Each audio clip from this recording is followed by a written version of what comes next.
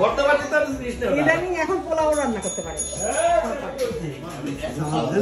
new ইয়র্কের বন্ধুদের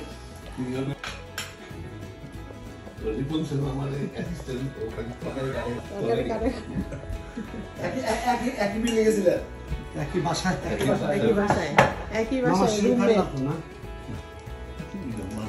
ভাই খাবেন না So friends, yeah, that would be our memory for the